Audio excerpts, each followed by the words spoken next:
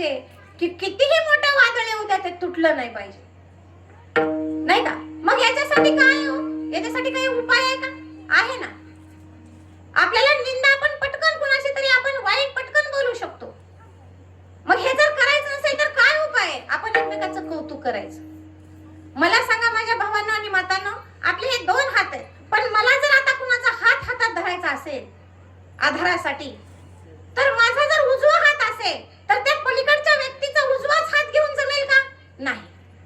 त्यांचा कोणता हात लागेल? डावा हात लागेल. म्हणजे विरुद्ध हात असतील तेव्हा आपल्याला हातात हात घालून चालता येईल, हे लक्षात घ्या. मग आपल्या घरात असणारी माणसं, आपल्या आजूबाजूला असणारी माणसं यांचे स्वभाव सारखेच कसे असू शकतील? अहो, ते पती पत्नी का असेना, पती पत्नी का असेना, त्यांचे स्वभाव सारखे आहेत का? नाही. बरं, ते पूर्णपणे बदलतील का? नाही. मग आपण काय करतो? आपला जो आनंद आहे ना, दुसऱ्याच्या बोलण्यावर अवलंबून आहे आपला आनंद. तुम्ही आनंदी केव्हा असता माहितीये का? समोरचा जर तुम्हाला चांगला बोलला तर तुम्ही आनंदी, आणि समोरचा जर वाईट बोलला तर तुम्ही दुःखी. मग काय? याचा अर्थ असा आहे की तुम्ही तुमच्या भावनांचा रिमोट कंट्रोल कुणाच्या तरी दुसऱ्याच्या हातात दिलाय, आणि मग ते तिकडून बटन दाबलं, ते ठरवतंय तुम्हाला आनंदी केव्हा करायचं आणि दुःखी केव्हा करायचं. आणि त्यानं तिकडून बटन दाबलं म्हणजे याचा अर्थ काय? ते तुम्हाला काही बोललं की तुम्ही दुःखी झाले, तुम्हाला चांगलं बोललं की तुम्ही आनंदी झाले. असं नसलं पाहिजे. एकमेकांवर विश्वास असला पाहिजे. अरे काय मजा आली, एखादी शेजारची बाई येते ना आपल्या सासू-सुनामध्ये भांडणं लावते.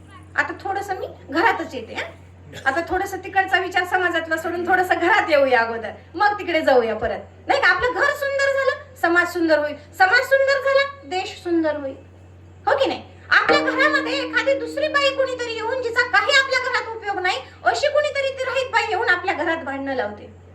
भांडणं लावत असताना तिचं एकच असतं की जी आपली ऐकते तिचं कौतुक करायचं, आणि जी त्या घरातली आपली सासू किंवा सून ऐकत नसेल तिच्याबद्दल वाईट बोलायचं. पण तुम्ही लक्षात घेतलं पाहिजे की जी व्यक्ती आपल्याच घरातल्या व्यक्तीबद्दल ती वाईट बोलते, तर ती का बोलते? तिला तुमचं घर आनंदी करायचंय का? नाही. तुमचं घर असं तुमचंच राहिलं पाहिजे क्रोधाच्या अग्नीत, अशी तिची भावना आहे. मग तुम्ही एक काम करा ना, तुम्हाला जेव्हा ती तुमच्या सासूबद्दल वाईट सांगते तेव्हा तुम्ही सांगा, असेल एखाद्या प्रसंगी सासूबाई माझ्याशी वाईट वागल्या, पण त्या फार चांगल्या आहेत बरं, मला जन्म एक आईने दिला, पण माझ्या सासूसारखी तर दुसरी बाईच नाही. असं सासूला ऐकू जाईपर्यंत जर तुम्ही बोललात, काय होईल? जादू होईल. जादू करून पहा, कधीच भांडण होत नाहीत घरात, है ना?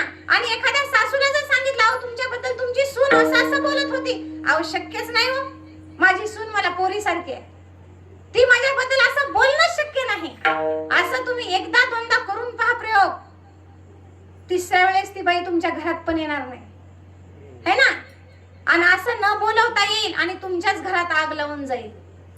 लक्ष द्या, काही वादळ येतात आणि आपलं शांत आयुष्य उद्ध्वस्त करून टाकतात. कारण अगदी क्षुल्लक असतं, फार क्षुल्लक असतं कारण, एवढंसं, है ना?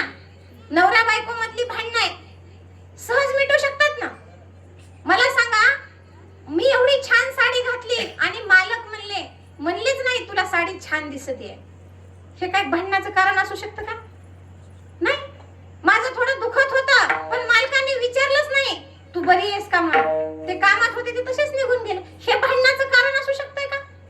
एवढ्या एका कारणावरून 8-8 दिवस नवरा बायको एकमेकाशी बोलत नाहीत. कारण जर विचारलं तर क्षुल्लक असतं, आणि त्या ताणाचा परिणाम घरातल्या लेकरावर होतो. मी नेहमी सांगत असते माझ्या माता पित्यांना, मी एक शिक्षिका आहे, तुम्हाला मी नेहमी हे अतिशय अशी लिहून देऊ शकते मी ही गोष्ट, की तुम्ही सांगाल तशी तुमची लेकरं वागणार नाही, तुम्ही वागाल तशी तुमची लेकरं वागतील.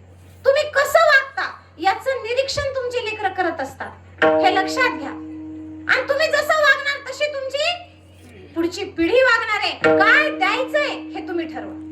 काय द्यायचंय त्यांना? नुसतं शिक्षण दिलं, सगळ्या सुविधा दिल्या, वह्या पुस्तकं बॅग नाही, त्याच्या मित्राकडे तेवढी सुंदर बॅग दिली, टिफिन दिला म्हणून तुमचं कर्तव्य संपत नाही. संस्कार हे रुजवावे लागतात, आणि ते कसे रुजतात त्याच्यासाठी एखादी शाळा आहे का?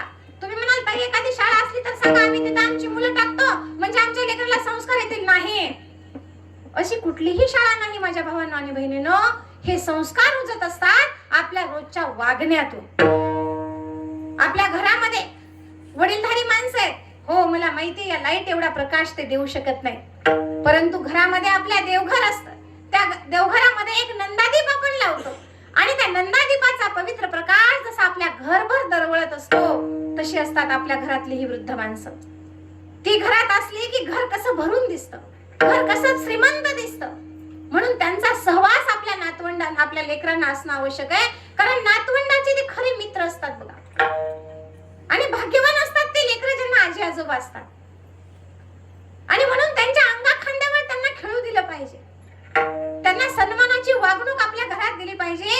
ज्या घरामध्ये वृद्ध माता पित्यांना सन्मानाची वागणूक मिळत असेल ना, मग तुम्हाला कुठल्याही तीर्थाला जायची गरज नाही, काहीच गरज नाही, कारण सर्व तीर्थ त्यांच्या पायाशी आहेत बघा.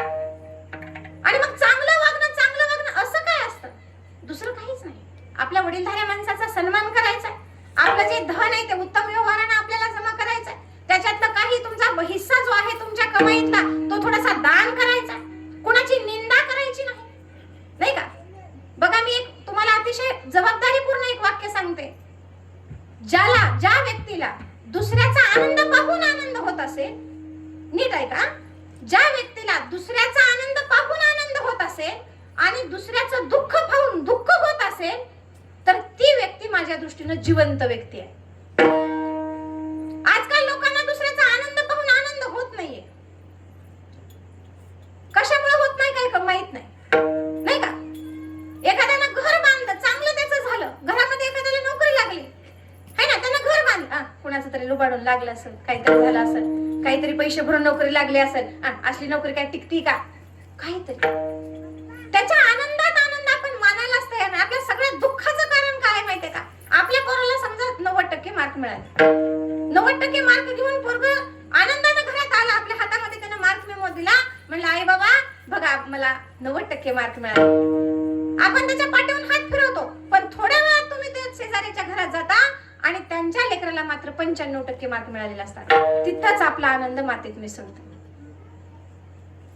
याचा अर्थ असा आहे की दुसऱ्याचा आनंद पाहून आपल्याला जर आनंद होत नसेल तर आपण जिवंत नाहीये.